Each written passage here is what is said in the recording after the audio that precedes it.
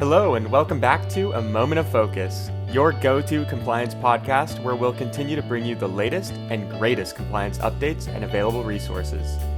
I'm your host, Caleb Diaz. Now let's talk compliance.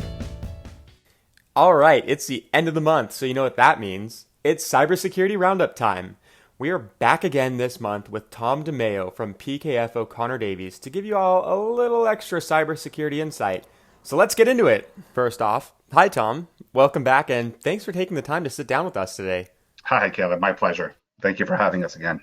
Of course. Now, I've had a chance to read your cybersecurity roundup for September, and I found some great information about cybercrime and security breaches that I think could really be useful for our clients to read about. But I'm curious as to what your thoughts are in this piece. Could you give us an overview of what's covered within the roundup for September? Sure. So, one thing that continues to persist, and this is probably going to persist every month, is that ransomware is, probably one of the most primary threats you're going to face.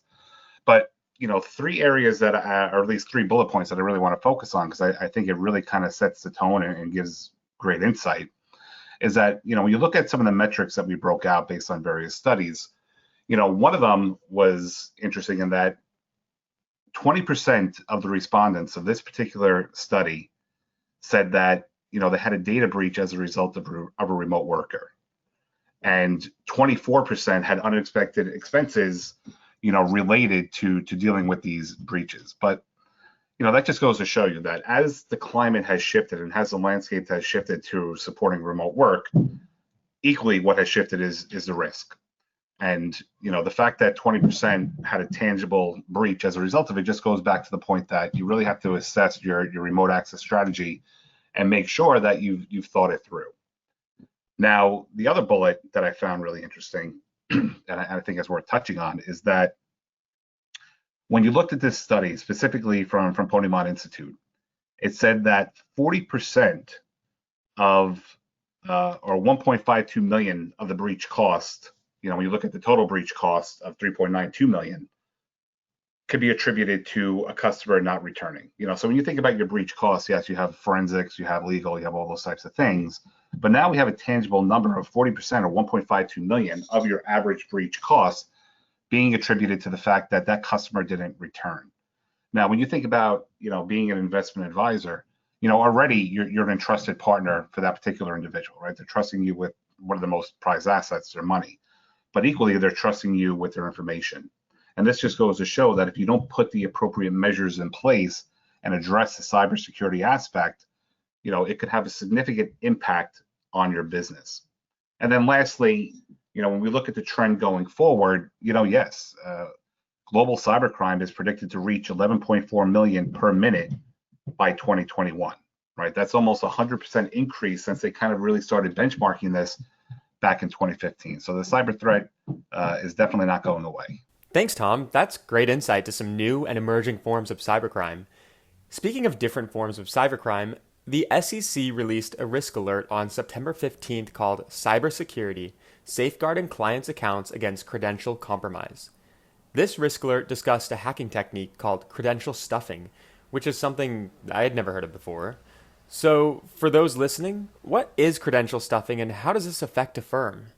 So, the risk alert that came out last month was specific to credential stuffing. Now, if you're not familiar with what credential stuffing actually is, this is where, the cyber actors go out, they get databases of all exposed and breached credentials out there, so usernames and passwords that you might have used for other sites, and they take that list and they effectively use it against, current web portals that you might have, whether it's VPN, remote access to your portfolio management system, all these types of things, with the concept that they're hedging on that if you use that password somewhere else, you're going to use it for other systems. All right. Now, to get ahead of this type of attack, it's very important that you have at least an understanding of what your exposure is to the dark web and what credentials related to your employees are circulating out there.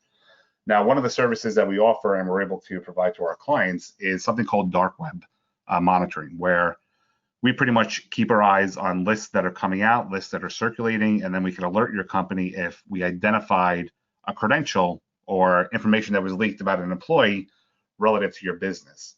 And one of the things that we could do as a free offering is anyone that's interested in having an initial dark web scan just to kind of get a sense for what your exposure is, just reach out to Focus One and we could run an initial report so that you do see what your exposure is on the dark web. Thank you, Tom. There are so many ways that cybercrime can happen to a firm. It's really important to stay on top of security and the latest trends. And as always, it was wonderful working with you. And just to confirm, PKF is offering their services at a 15% discount to Focus One clients? Yeah, so any service that is engaged with us as being a client of Focus One, yes, you'll get a 15% discount. Well, thank you, Tom. I feel like we really learn a lot when we sit down and talk with you. And thanks for taking time out of your day to hop on the phone and chat. Thank you, Caleb. As always, it's a pleasure. All right. Well, thank you everyone for listening today. That is all we have for you. Make sure to like and subscribe to us on YouTube, follow us on LinkedIn, and check out our blog. We'll be sending out a link to Tom's Cyber Roundup, as well as a link to the SEC Risk Alert mentioned earlier.